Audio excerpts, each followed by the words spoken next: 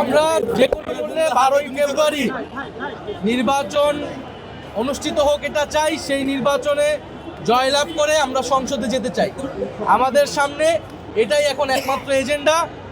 সরকারের জায়গা থেকে নির্বাচন কমিশন নিরপেক্ষ আচরণ করছে না, এটা আমরা বিভিন্ন সময় বলে এসেছি।